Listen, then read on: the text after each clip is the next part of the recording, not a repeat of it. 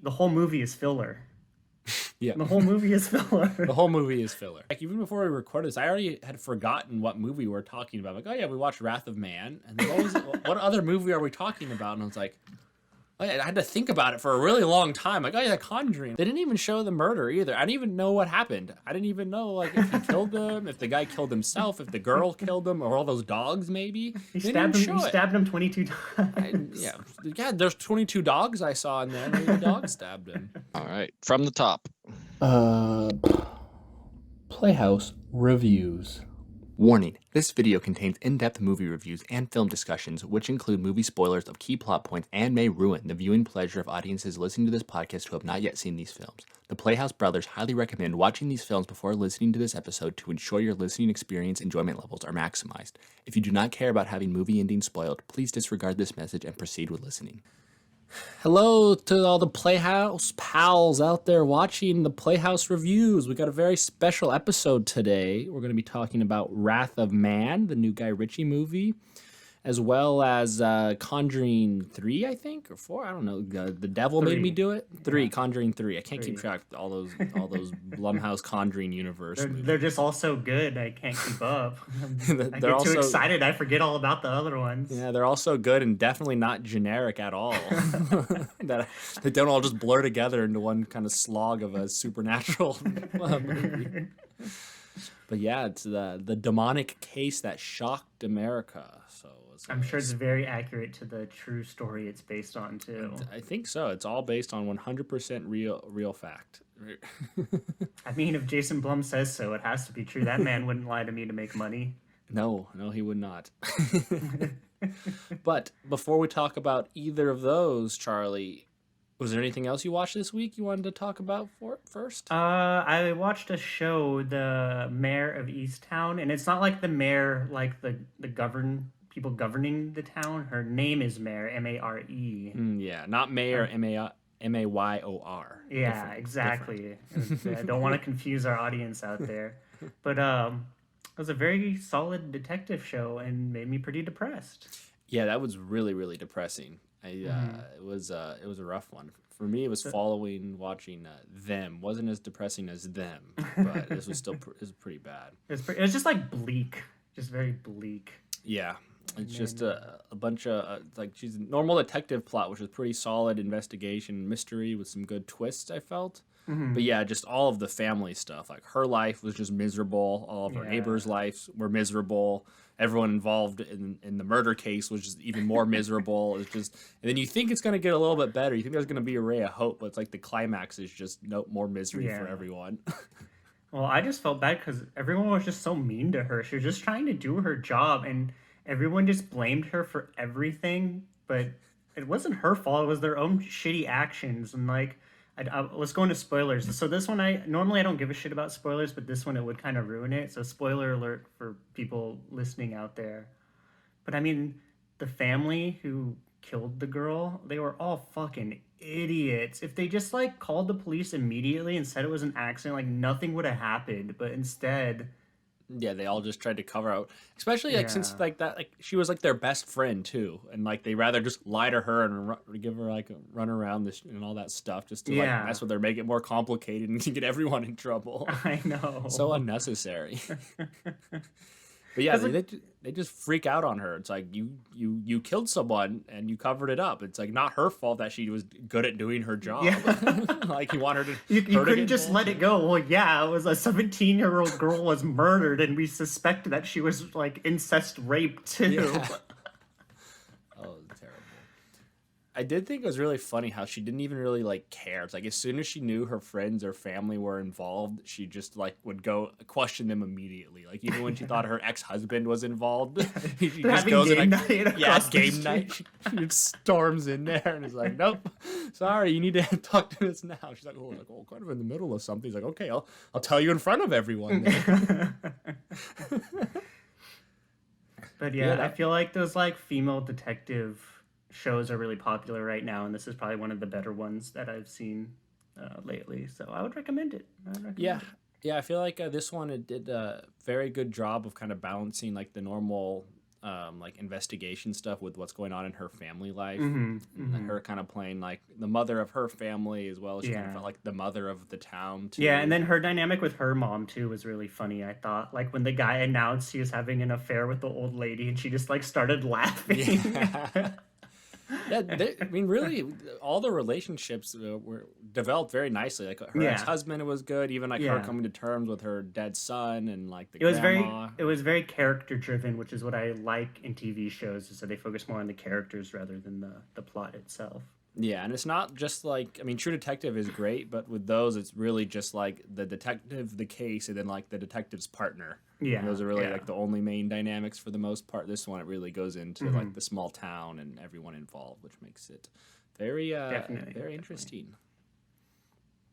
So, do you have anything you want to talk about?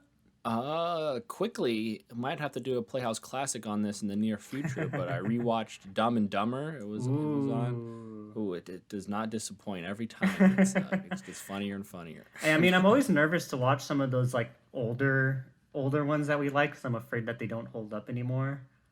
Yeah, some stuff is better than others. There's definitely some moments. I mean, when I first watched it, I was just a little boy, and I thought everything was hilarious. Yeah, well, I remember we even liked like the dumbass sequel, Dumb and Dumber, and that one was like so bad now looking back. But Yeah, it's pretty stupid. There's definitely some things that are pretty dated. yeah, But in hindsight, I think Dumb and Dumber kind of like spawned that whole like road trip buddy movie almost. I can't think of any other like a great stupid comedy genre. Yeah, like all of those, like what, like Sex Drive comes to mind, and all those. I feel like Dumb and Dumber is really kind of the first one of just like two dumb guys chasing a girl across the United States. Yeah, yeah. And this one is just they're such idiots. As a kid, I didn't realize it, but now they're like in this movie they come off as just like sociopaths. Like they're just insane. Like they get super angry all the time. They're like only care about themselves. Especially Jim Carrey. He's just like a madman. Yeah, And yeah. like Well, I feel like they're supposed to be like toddlers, kind of, but then they're full-grown adults, actually. yeah, but I feel like it really heavily influenced a lot of like the modern comedies we liked, or like Step Brothers. I got huge Step Brother vibes. Of them being kind of like man children. It was a lot like that. And Well, I mean, Jim Carrey was at his prime. He was great. Yeah. yeah, I mean, it's just it's a kooky movie for sure. Some jokes were a little dated though. Didn't quite hit as much. Yeah, but I feel like that's still always laughed just a like, lot. yeah.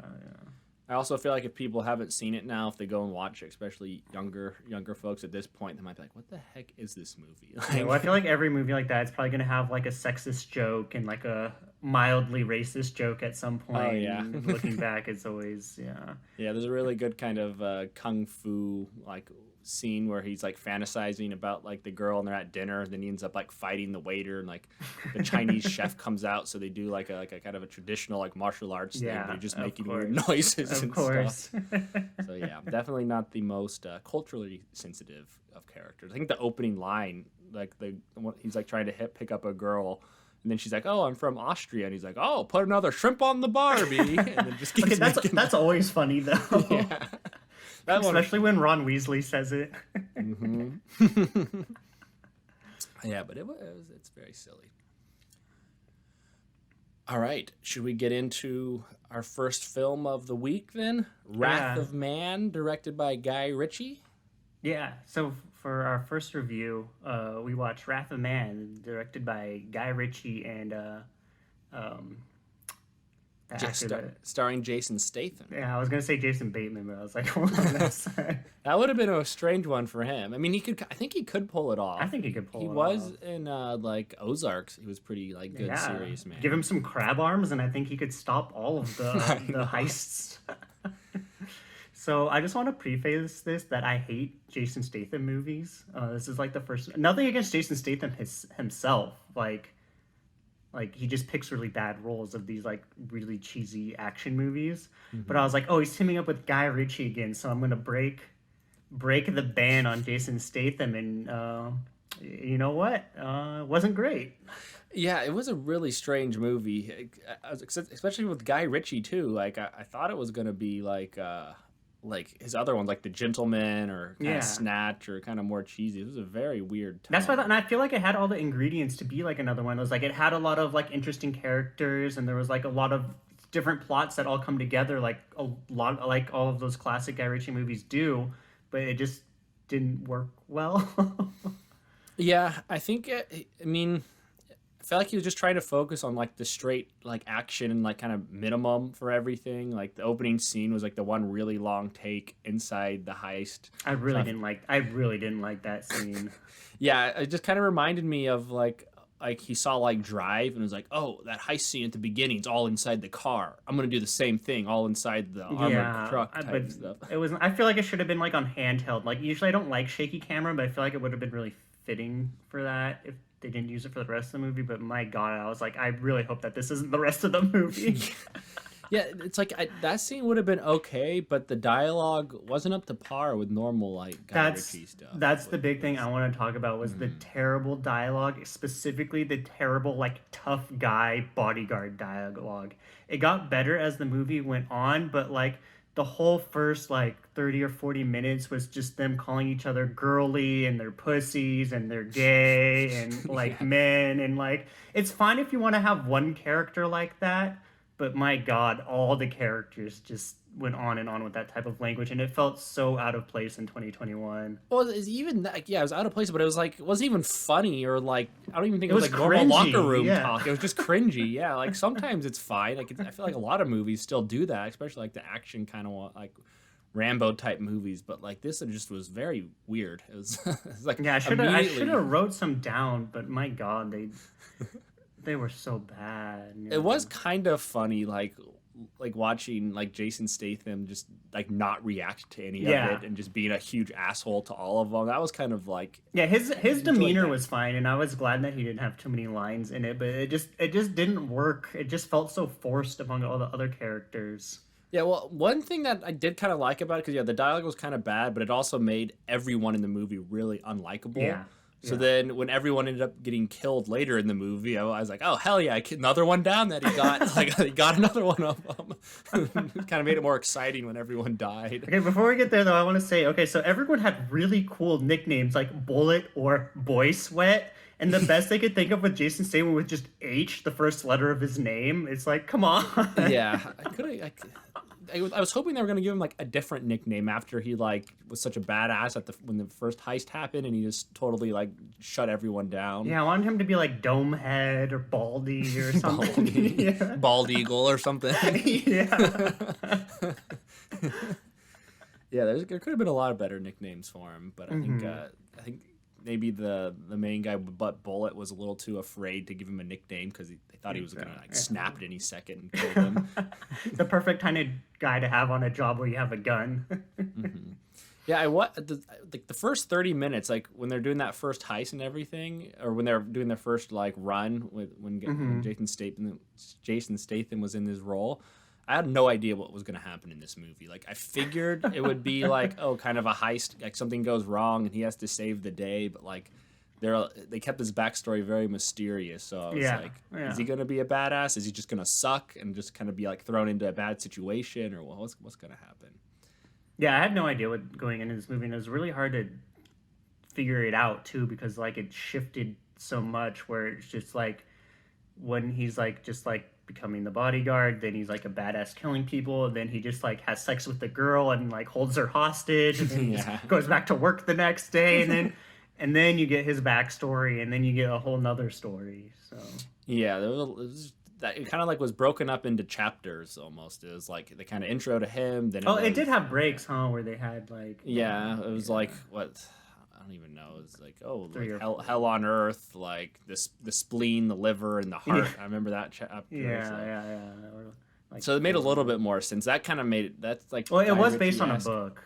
Okay, that makes more sense. Yeah, but yeah, I mean, I like the format it was going for. I by the time it got to like the main heist, that was fine.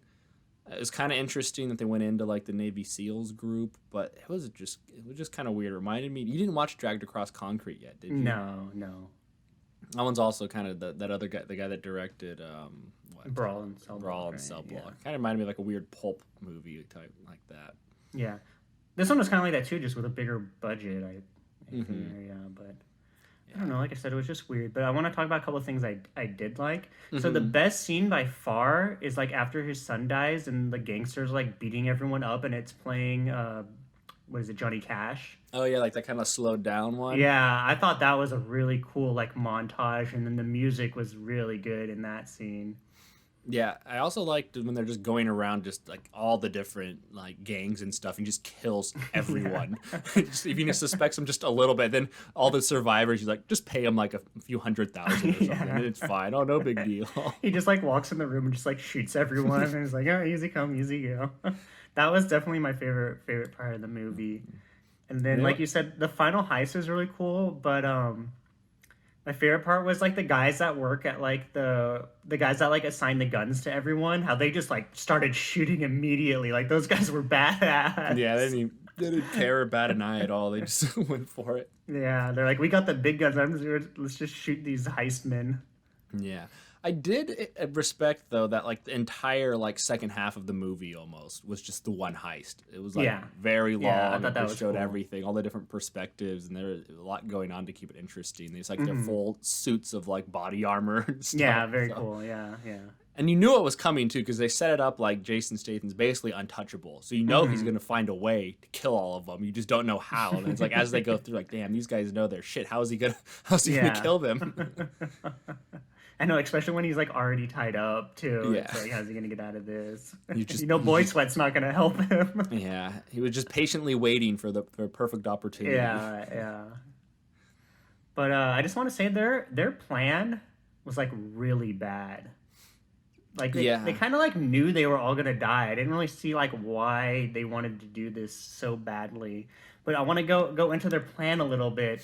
So when they're doing the actual heist, it's kind of like voiced over some of the scenes with like them planning it. And they have like the blueprints and like the Sarge is pushing like a little Hot Wheels car. Yeah. But they had bullets to represent people, and I have my little Lego man here. And when he moved them, he kind of like had them walking, like the bullets were just like walking, like a kid playing with like his toys. And I thought that was like so unintentionally funny. Like every time they showed it multiple times too, and I laughed every time. Well, the movie had a bunch of really silly things like that are very like cliche heist action movie, but just the tone of this one was so serious, Yeah, which was like yeah. odd, especially coming from Guy Ritchie. Hmm. Like even like Revolver, which is a little bit more serious, still was a little bit more like dramatic and in different ways. So definitely a shift of tone for him. But yeah, then there's things like that, like the little walking toy, and then kind of like I don't know, just the amount of bullets being shot and how many times Yeah. Jason Statham got shot and just was unaffected by it. Things like Yeah, that. well, like he just like ended up in the guy's like apartment. Like he got shot like 5 times. You could tell he like his arm was like a little bit hurt, but that Yeah. was it. Got like a scratch on his cheek, I think. That was it. Oh. But Yeah, it's just I such a mean, weird movie because there were parts of it I really liked, and I feel like it definitely had potential to be like a really good heist movie, but it just like didn't work for some reason, and I can't really put my finger on like why it didn't work, other than the terrible dialogue. I think it's just because you didn't like Jason Statham. I think that's the big one. I mean, I don't have anything against him personally. I mean, this one I was like, at first I thought, I was like, oh God, he's driving like a fucking truck. It's gonna be another transporter movie. Yeah. For me, the things that were a little weird about it was like the pacing. Like it was kind of all building up to like the one big heist at the end, and then it took a lot of time to like go into the backstory of like the Navy SEALs guys. Hmm. And then I don't know, just with Jason Statham being kind of just like a cold-blooded like murderer, I feel like you knew from the beginning he wasn't gonna die. At least I didn't think he Yeah. was. I was like, I was expecting him to just kind of save the day and do everything. I was hoping there'd be like a few little more like twists and turns in it, but once it actually gets to the big heist like thing at the end, it's pretty much exactly what you expect. They go, they plan it out. It's like there's a big shootout. You think he's Mhm. kind of dead. It plays like the cliche, oh, the guy gets away, but he doesn't really get away. Then he kills him at the end and leaves the Yeah. money. It's like Yeah. the rest of the movie is pretty unique and different, but then the ending's very typical of what you would expect from like a Hollywood heist movie. I don't know. Honestly, I expected Jason Statham to do a little bit more. He didn't save anyone. They Yeah, even everyone they died. even killed the one girl. I was really surprised about that because she was like the only one that was developed at all. Yeah. And then even then, I feel like too, I didn't even see all. Like it was so hard to tell. I feel like the military guys that were robbing the place, they needed to have like paint on their helmets, like one with red stripes or something, because I thought only two of them died, but apparently all of them were dead except for the Mindhunter guy and then like the guy with the scar on his face. Yeah, it was hard keeping track of all of them. Yeah, because there were like seven of them, and I swear I only saw three of them die. Yeah, and then when they all died too, it was pretty anticlimactic when they all died. Yeah, I mean, except for like the one, like the very last guy. And, Yeah. And I get Bullet wasn't really that. I feel like I was expecting more of like kind of a revenge type kill for all of them. Like, Yeah, yeah. like I saw the devil type thing where Yeah. he captures all the guys and like totally screws their plan up and like really fucks with them, but he didn't really Yeah. do that. Well, that was another thing too that always bothers me. So I feel like with the heist itself, they were like planning and so careful. So like in a normal movie, they plan and it goes well, and then they encounter like the hero causes some hiccups, you know. But in this one, it's kind of just them stumbling through it anyways. Like I feel like they went in knowing that most of them were gonna die, and that just like doesn't make sense to me.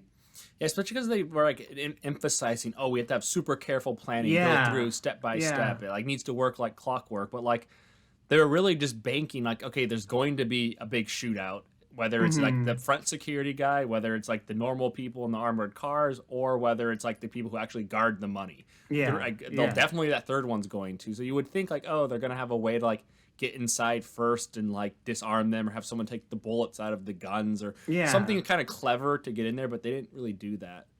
Yeah, that's what really like took me out of it, because like they planned like, okay, so there's like this really dumb like B horror movie I saw on TV a long time ago. It's called Night of the Lepus, and it's basically like giant bunny rabbits are killing everyone. And then at the end of the movie, they're like, oh, we're gonna electrocute them with like electric train tracks. So they just spook all the bunnies, and then all the bunnies run and get electrocuted and die.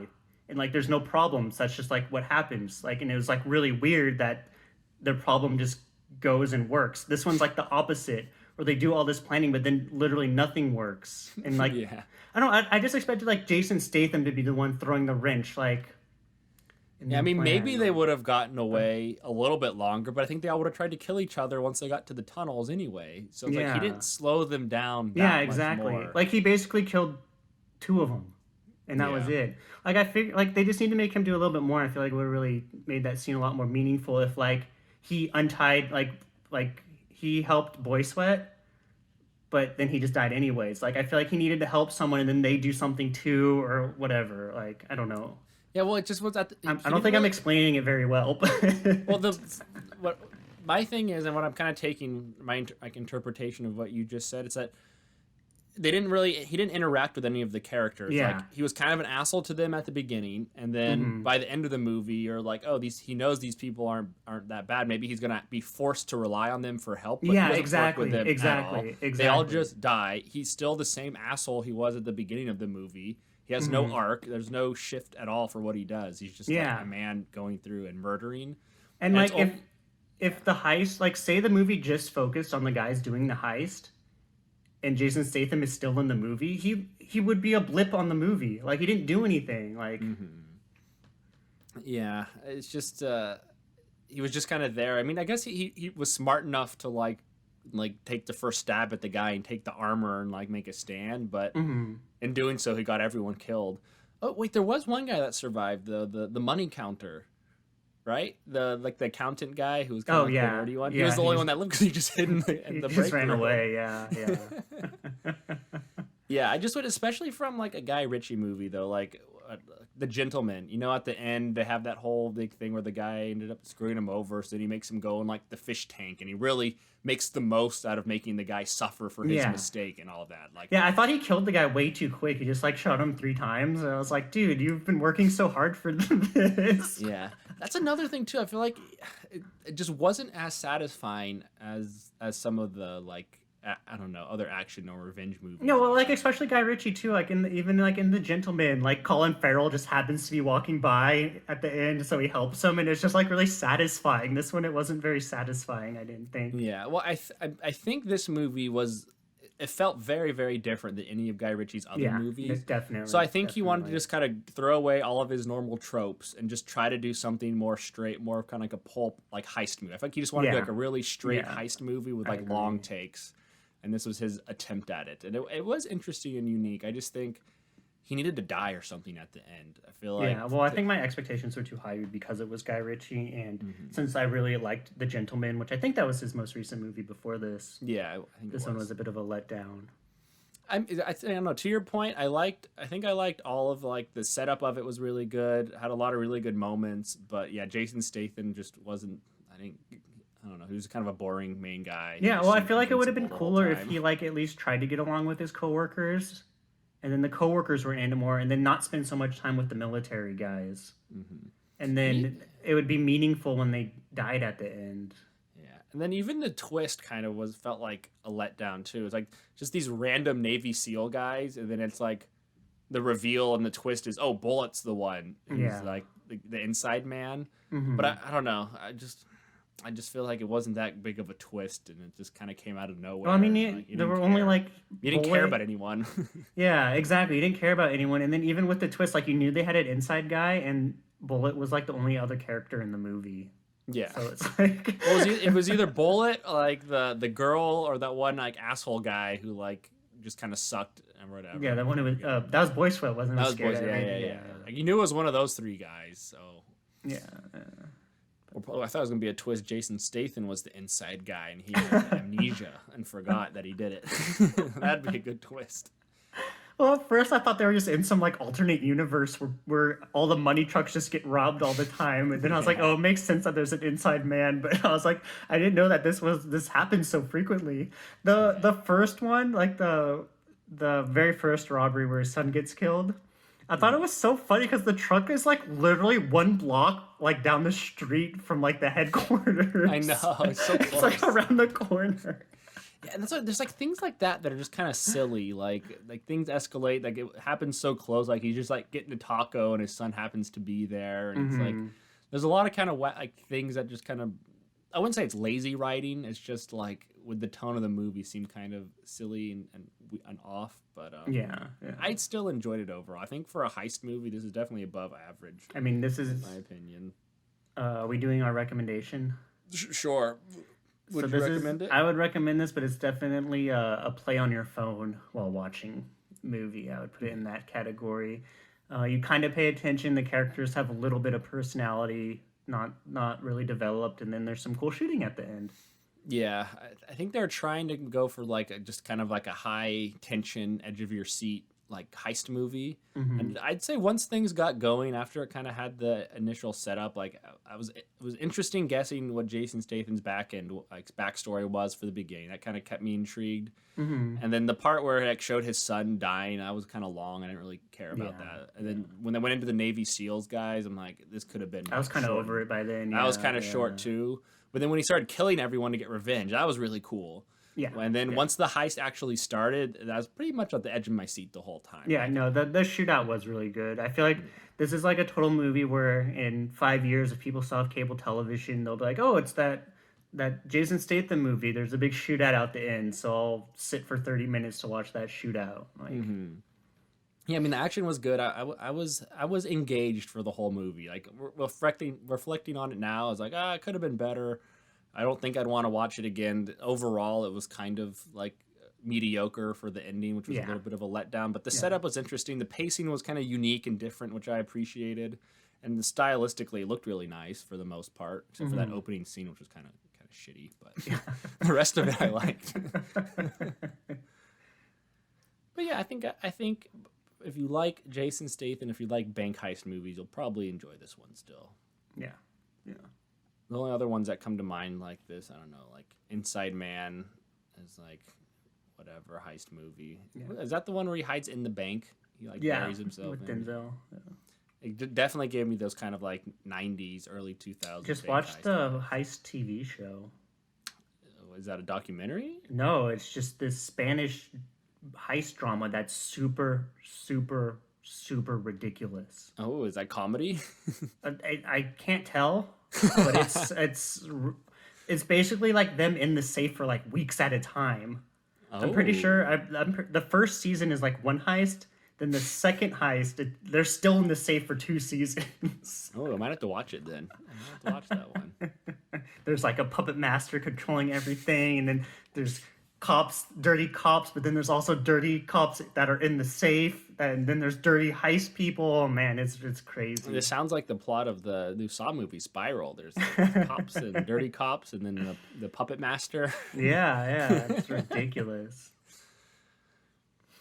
Yeah, I don't have anything else I want to say though about Wrath of Man. That heist show sounds pretty good, but I don't know if I'm going to watch Wrath of Man again. I'll check out Heist at your recommendation. Should we get into the main attraction of this episode then now? Yes, let's talk about Conjuring 3, The Devil Made Me Do It, which is a really dumb name, I thought. I don't even think the devil's in this movie. There's no devil in this movie. There's no devil. It's a demon, not the devil. Not the It's devil. a specific So it should be the demon demon made me do it. Yeah. Yeah. what's the Bagul made me do The it? Bagul. Annabelle made me do it. So my first impression. So it's the year 2021. Playhouse Reviews is the #1 review YouTube channel. Jason Blum calls me up and he's like, "Hey, I need a quote to put on my movie poster for Conjuring 3. What is your quote?" My quote would be, "The whole movie is filler." Yeah. The whole movie is filler. The whole movie is filler. It's just kind of getting like dragged around for no reason.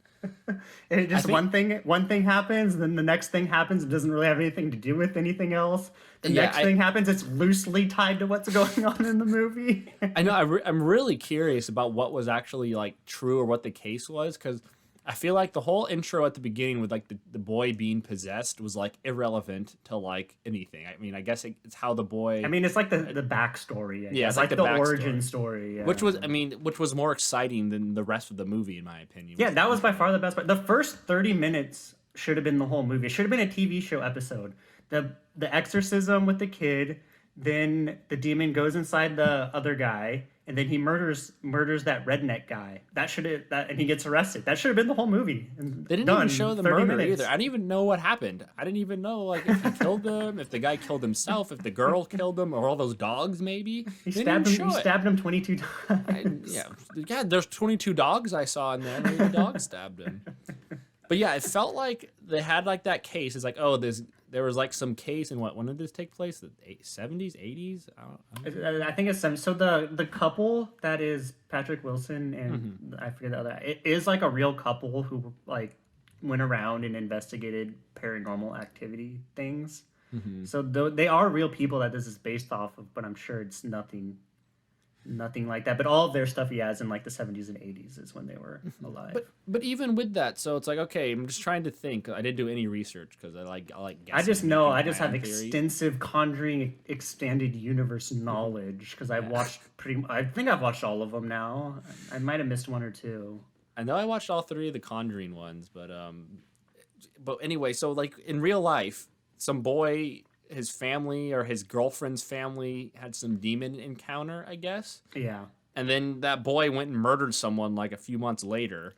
And then he's like, there's some demon made me do it. I don't know what happened. I was drunk and the demons came out of me. And then he was in court. He's in court and he's like, I didn't murder this guy. The devil made me do it. Okay, exactly. You're off then. So it's like, exactly. Okay. So you can just say demons made you kill them. Yeah, well, you don't have to go to jail anymore. Patrick Wilson brought their lawyer to come meet Annabelle, and then she believed in possession after that. Yeah. Jesus, like this is. I don't think that's a good case to be making. I don't think that's something we want to be like telling most people like when they go to courts. I mean, I guess that was like what 40 something years ago now. Yeah, well, my movie logic is that it was just like a small town, a small redneck town, and the judge is just a small redneck man. Yeah, but even so, it's kind of like embarrassing. Like that was definitely not the point of the movie. Was to like show like, wow, it's kind of unbelievable that like a case got like someone got out of jail by claiming he was fucking cursed. No, did he get out of jail? I don't even.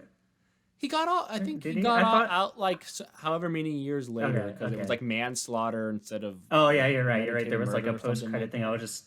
I'm not gonna lie. I had a really hard time staying awake during this movie. It was boring. You said it was all filler. Like it was cool, interesting at the beginning, and then I'm like, I feel like this movie just had 2 climaxes. Like the boy getting possessed was really crazy. Then the boy killed him. Now he's in jail. It's like, Okay, the devil made Yeah. him do it. What's gonna happen now? Well, there's like another hour and a half of this movie. Yeah. They had that whole other investigation, which I just did not care about at all. And she's like using her psychic powers to like retrace her steps in the forest. And it was just like so stupid and not scary. I still, it's very like unclear to me how like the two cases were even tied together. So like the one lady just happened to buy a cursed ring from that witch lady at some like fair. When Yeah, she I don't was know. in college. They used it because they were like, "Why is she so far away?" And they're like, "Oh wait, she went to college." Then he moved the pin closer, so then they knew that the people cursing or the lady cursing everyone lived in the same town. But they already were kind Oh, of so suspecting that. spooky. They're already kind of So suspecting that. spooky. Yeah. But yeah, that's just, it was kind of loosely thrown together, and that whole like case when she almost walked off the cliff was dumb. But I'd say it's all worth it because the big like dead body ghost was pretty creepy looking. I did like. I don't know. My joke I was gonna make is that the scariest thing that Jason Blum could think of was a naked Kyle Gass. I mean I that's pretty scary, but I think I can come up with more scary stuff. Yeah, I feel like that just was just a worse version of It Follows, kind of like the creepy naked people like falling. No, behind okay. them. So you know the best creepy large person is. Remember the first zombie in the mall in the Dawn of the Dead remake, Oh, where they yeah. that is scary. That was really scary. like That was, pushing her in a yeah. wheelbarrow and she jumps up and runs at him. Yeah, that was terrifying. Yeah, that's like the same. This is like the same thing, but not scary. Now you just reminded me of Dawn of the Dead, which was a great remake, and then Army of the Dead, which was just fucking shit show. Like that one scene of that like obese like zombie lady was better than all of Army of the Dead. Any part of Army of the Dead. What a disappointment. But yeah, the scares were few and far between in The Conjuring. The atmosphere, I didn't really feel like it was that spooky or there was any like sense of impending doom or that like interesting shots or anything. It was just kind of like they're going to all these places and then Yeah, well, it's like hardly a horror movie, and no one really dies.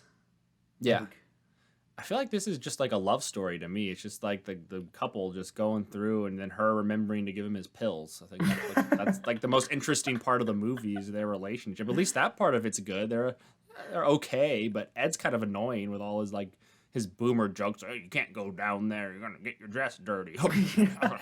I'm supposed to take my pills. I don't want to take my pills.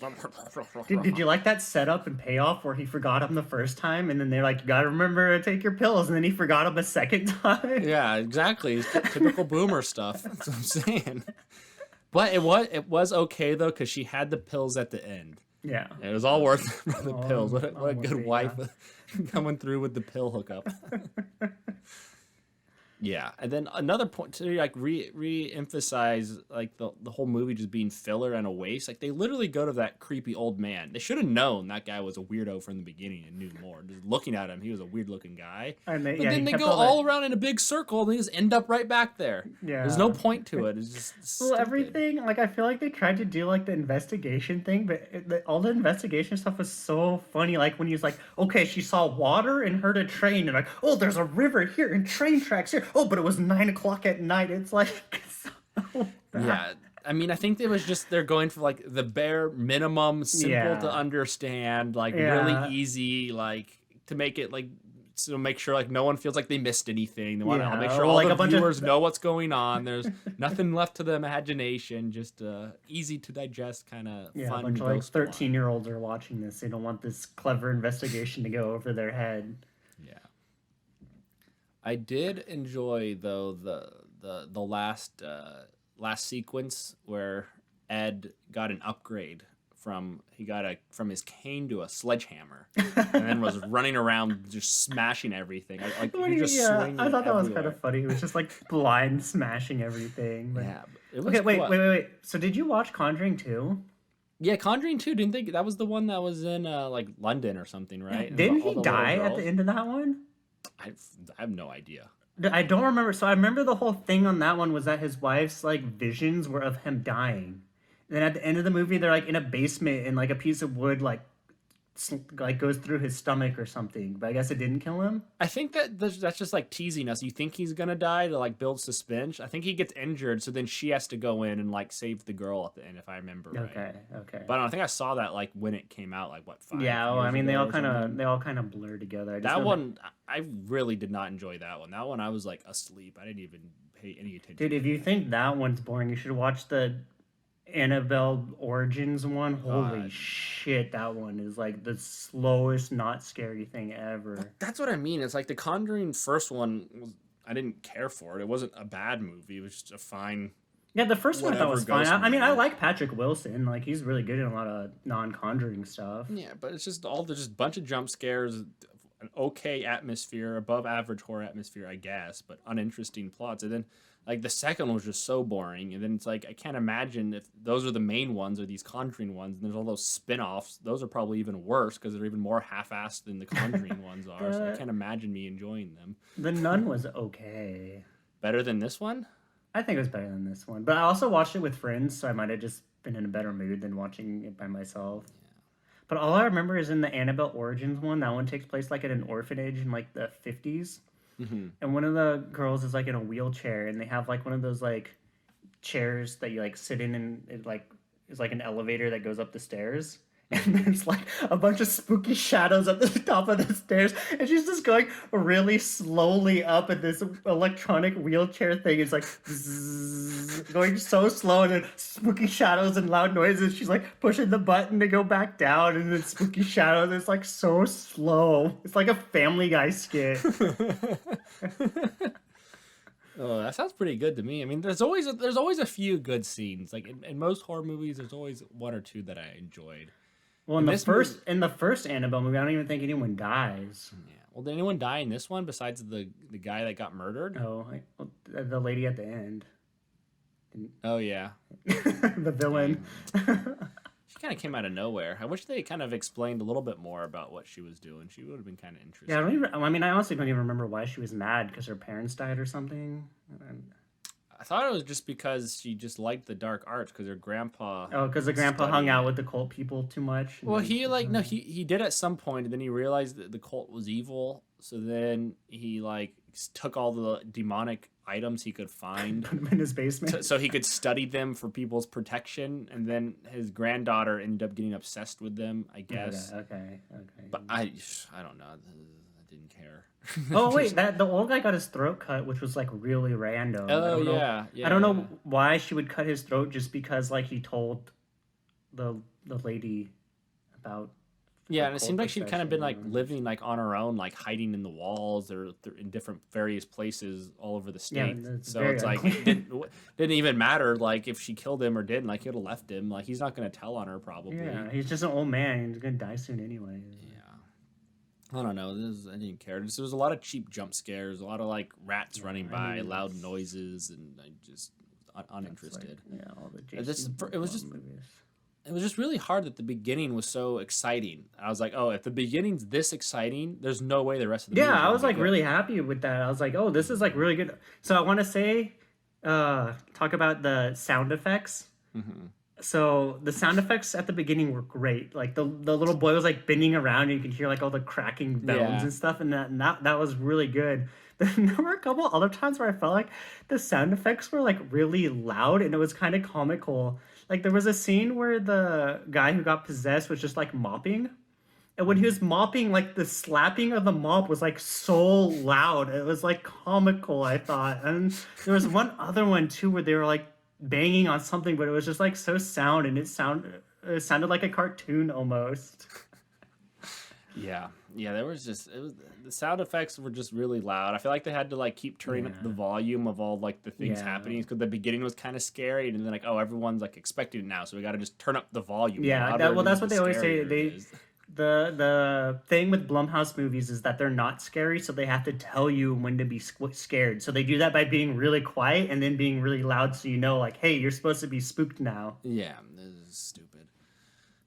Yeah, I don't know. There's a lot. I was trying to count the jump scares, but then there was just too many. After I got to Yeah, I mean, 4 or 5, I'm just like, and they're they're really not dumb good. too. He's like in the kitchen and the cereal falls over. Yeah, And, like there's a rat in it. yeah. I think they used the rat jump scare like 2 or 3 times. She's Yeah. crawling under the house, and then the rat runs by. And it's funny too because it's like not even like a jump scare. Like when they're under the house, like, and it's just like the camera shows the rat, but like in perspective of like the lady, it wouldn't be a jump scare. Like she would see the rat, you know.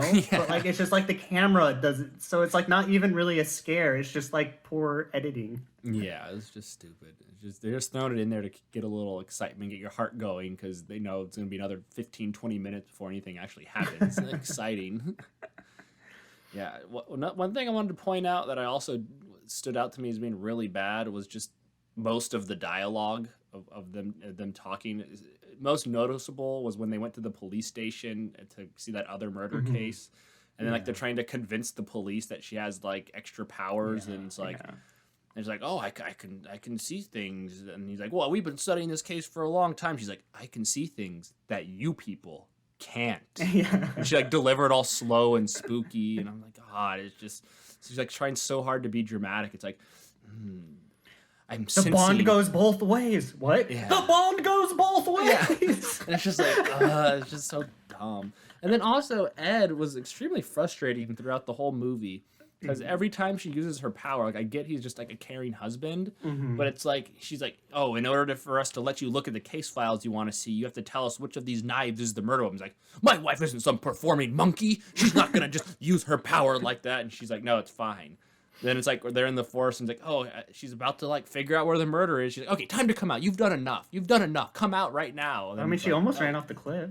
Yeah, but that was like so far later down the road. She wasn't even close. I mean, I guess it's warranted to be him being a little nervous, but it was really annoying. He did it a lot. Yeah, they overused it. And you knew she was going to keep doing it too, because otherwise the plot wouldn't move forward. Oh yeah, there's no movie. Yeah. So I don't know. It just felt kind of. Yeah. Okay. Well, one thing I thought was really funny. So, like the guy who gets murdered, like that redneck guy that worked at the dog place, he's like the alcoholic uncle guy that wanted to get the radio fixed, and he's like, yeah, this is rock and roll. I love rock and roll. And it was just like Heart or something. I Yeah. It wasn't like even hard or crazy. Yeah, I was like, oh yeah, you're listening to Heart. And he's like, yeah, I saw these guys a few years back. They were so crazy. I'm like, oh yeah, Heart. Yeah, that's so crazy, man. Yeah, and I feel like there was like some kind of weird like sexual tension thing. Like he was kind of drunk and making moves. Oh on the yeah, guy's when they were like girlfriend, dancing together. which like that triggered was his anger. But it's very loosely explored. I feel like that was actually pretty interesting. Like the guy, like the main guy, like boy's like downfall into kind of like going crazy and up into the murder was really well done. Like even that scene where he's like, cutting the trees and he has the chainsaw. Yeah, you don't know what, even though the chainsaw doesn't fall on anyone, that was still like really good like suspense, and Yeah, there's actually like happening. tension and stuff instead of just like a jump scare. Yeah, like you feel the impending doom that's Yeah. coming for him, but then he kills the guy, then he's in jail, then it's like a completely different movie. Yeah, that should have been the whole movie. It should have been like him and like maybe he like kills some birds or something first, and then like Yeah, we could have set up the movie as the intro as the boy getting possessed. That could have been the same. They could have had the older teen kind of going crazy, killing birds or something happening every like once it in a while. escalates and they're trying to investigate because they're like, oh, the exorcism didn't work. Where'd the demon go? Where'd the demon go? Or- and they're like trying to figure that out or something. And they could have even they could have actually gone to that other state to investigate the other girl's murder. And while they're doing that, that's when these other murders start happening. It would be So like then- the Outsider show or something where there's like, Yeah. oh, all these murders going around. I feel like that's a very common thing for these type of horror movies, and it would have been way more interesting. And it would have been better because then you wouldn't really know what's coming. You would have kind of been like suspenseful and like on the edge of your seat, kind of putting all the pieces together. And then there'd be like some hints of stuff happening back at the town. And then when the murder actually happens at the town, then they're like, oh, we have to go back now. And then that's when they find the creepy old man and like the girl or something, you know? Yeah. Like, it just felt like they just kind of put everything out on the playing field right at the beginning, and then it's just like, And then it's not interesting anymore. now what are It's we just- going to do for the next Yeah, hour? because that's the whole movie, so they needed all that filler. Yeah, it was very silly. Like they tried to make the suspense like, oh, the guy's gonna kill himself, I guess, but like you don't really care about this kid at Yeah, all. yeah, I don't care. Not an interesting character. And another like small thing I thought was kind of funny, where like the possessed guy, his girlfriend was like trying to help him, but like after the kid wasn't possessed anymore, the parents didn't give a shit anymore about that boyfriend guy. Oh Like yeah, they they're were not like, even "Oh in the yeah, movie he's so anymore. great," and they were out of the movie. They didn't give a shit trying to help him. It was all just like the daughter trying to help. Yeah. Well, that's I think that's why this movie just falls so flat for me. It's like they did a pretty good job with the main couple, like their love story, but like all the other side characters are uninteresting. I don't really care. Like they don't Yeah. really try to challenge you at all by having like difficult themes of like heaven, hell. Like, oh, did he actually do it? Did the demon do it? Like, no, very clearly the demon made him do it. You know from the beginning. There's a possession. You know from the name of the movie. Yeah, there's no psychological stuff. Like they almost touch on it when he kills the guy because the guy's dancing with his girlfriend, but not really. And then it's like I don't know. Even the murderers themselves, they don't go that far to like make it that suspenseful because they don't want it to be too like stressful for the viewers. I feel they didn't want to get that gory. It couldn't be that scary, so they just kind of Yeah. play it very safe the entire time, and it's like it's just boring. Yeah, I mean the first 30 minutes could have been interesting. Like maybe the demon does go out of the kid, and then they don't know where it went, and then maybe they like make you think the dad's possessed or some other like red herring character, and you're trying to figure it out, and then like the guy who's possessed, like someone hits on his girlfriend at a bar, and like he gets mad and like, oh, that's so out of character for you, and then the guy got in a fight, like goes missing a few days later, and they can't find his body, like. Yeah, there's so much. Any of those are more interesting, and that's just me thinking on the top of my head right Yeah, now. yeah. It's just they didn't want to take any risks. They just want to do the very typical formula. They're investigating spooky stuff, and there's a murder that happens, but don't focus too much on the victims at all because then it's Yeah. too sad. So who cares? I feel like all the producers were in a room, and then they're talking about this movie, and then some guy's like, okay, the last movie had 30 jump scares. This one has 33 jump scares. And they're like, that's it. Sold. Sold, That's I'm the done. movie right there. 33 jump scares, a new record. Yeah, but even with all those jump scares, it was still pretty boring. Like I don't know. Well, like I think- said, I had a hard time staying awake. I had to Yeah. like do some stretches, get some water. And I feel like we watch a lot of like movies, like really bad ones. Like I don't think this is the worst of the ones I've seen recently, but yeah, it was not holding my attention. Yeah, well, I at I all. always consider bad movies and boring movies two different things. And I can watch bad movies all day. I love watching bad movies, but boring movies I cannot deal Yeah. with. Yeah. This one was really rough for me to get through. Like it was parts of it were okay, but then after halfway through the movie, I'm like, okay, this is going nowhere. I don't. Yeah, especially like I had to pause to like do my stretches, and I was like, holy shit, it's a 2-hour movie. No. Like even what was it like Snyder Cut like Justice League like that was I thought that was pretty boring and it was 4 hours long. But at least a lot of stuff a happens. lot Like, lot it- happens in it. Though. Yeah. It's like some like end of the world. There's a shit ton of characters being introduced. Like there's a ton going on. That definitely not boring. But this one, much less happened in about half the amount of time, and it just felt I don't know so slow. Yeah. So slow. Well, that's I watched it, and my fiance was like, "Oh, how was the movie?" And I was like, "Boring." And then she's like, "Wasn't it a scary movie? How can it be boring?" Yeah. I didn't even do like even before we recorded this. I already had forgotten what movie we were talking about. Like, oh yeah, we watched Wrath of Man, and then what was it? What other movie are we talking about? And I was like, oh yeah, I had to think about it for a really long time. Like, oh yeah, Conjuring. I'm like, oh yeah, the devil one. Okay. Okay. Well, I mean, it's exactly like you said. All of these Conjuring movies all blur together. They're all the same formula, just slightly different demons, I guess. And they're not even doing anything creative with the demons and the hauntings. Like you know exactly like this the big twist this one, oh, instead of it just being like a demon possessing someone summoned the demon. Yeah. Oh, It's a- spooky. Yeah. It's They're like, like, oh, oh, it's not. Oh, an exorcism didn't work because it's a curse, not a possession. That's like the thing. Yeah. It's such a It's like small mind blown. it's silly. Yeah, I mean, at least they weren't trying too hard to be like cheesy or anything, but they don't do anything interesting. Like, Yeah. I'm Well, trying like to- you said, it's very safe, very formulaic. I guess that's what Blum does well. The Mr. Blum, he does the bare minimum to make the most people happy. He's got the formula down. He's sticking to it.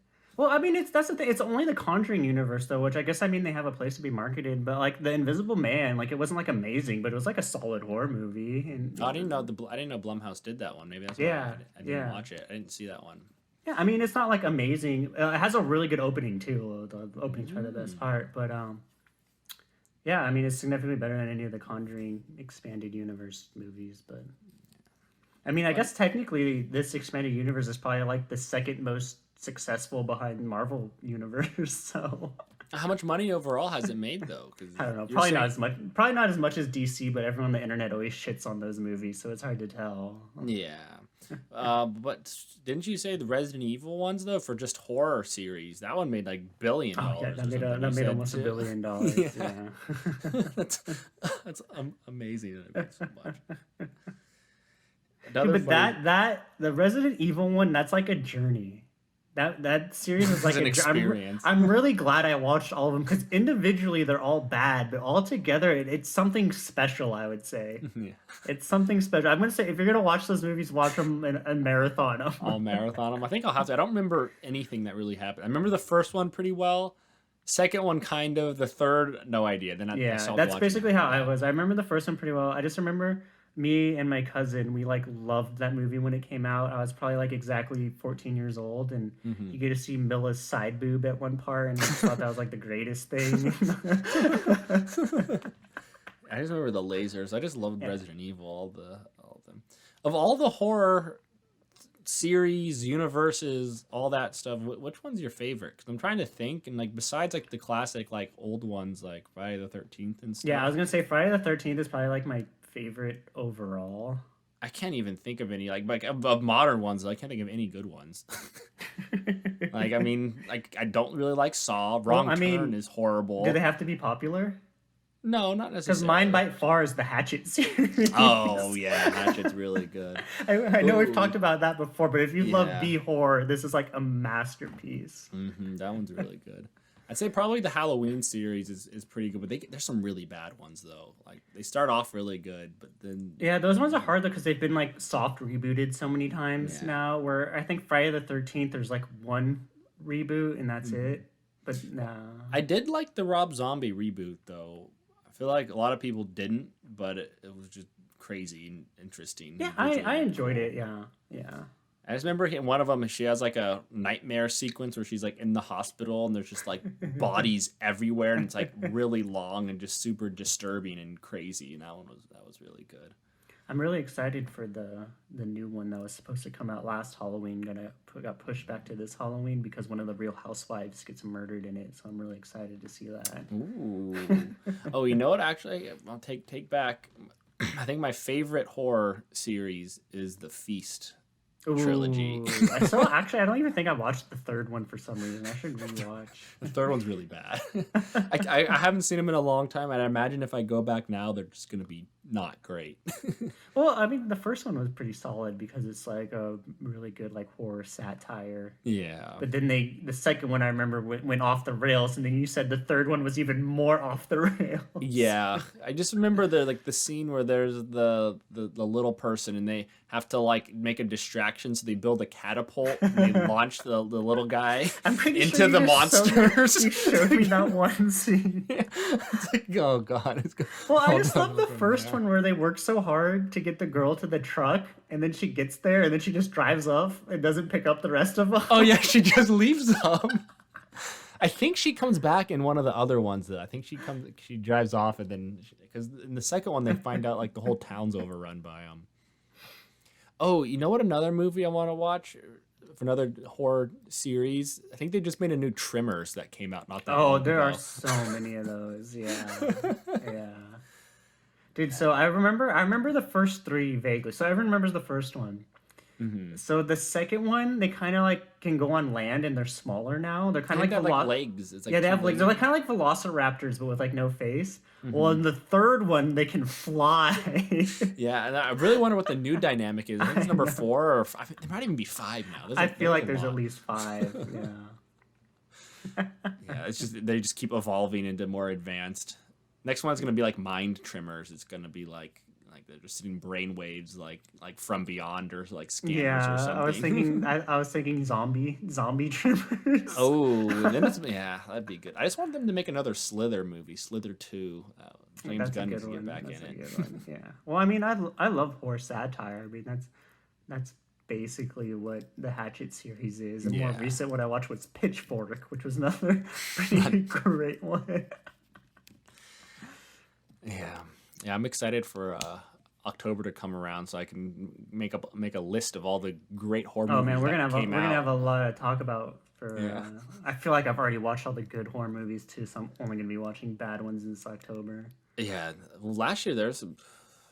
I don't think I watched 30 exactly, but I watched a lot, and none of them were Yeah, that I watched. memorable. I think I watched like 20 something, and I was trying to find good ones this year. Usually I just watch whatever. I don't give a shit, and they were mostly pretty bad. Yeah, I think I only got to like 10 or 15 this time, but who knows?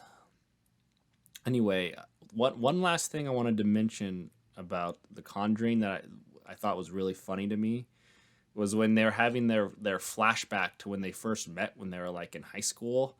He's like reminiscing about when they fell in love, like and then it went in flashback. Then it was just like a sepia filter, just like some old western, just shit filter, and just was all like brownish, black and white. And I think it was playing some like really cheesy music too. So that Yeah, was so funny. I'm like, what is this? It felt so out of place. And then they did it again later in the movie, and then he builds this stupid shrine where they had their first kiss or something, a little like patio thing. I'm like, what the hell?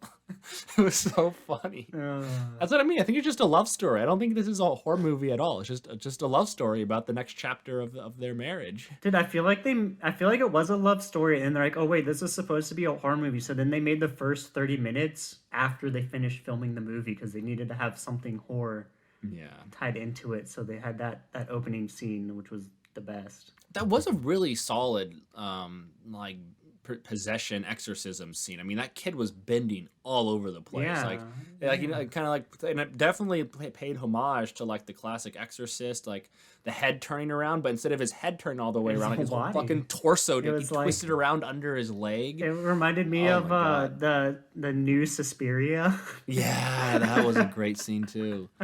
That was much better horror movie. Yeah, go watch Suspiria. That was Watch both the fantastic. Suspirias. Yeah, they're both really good in completely different ways.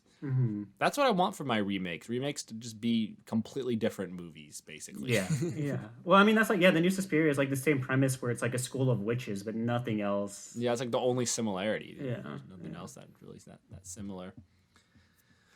But yeah, I don't have anything else to say about Conjuring. Do you? Nope. Do you recommend Conjuring 3? No. The Devil Made Me Do It.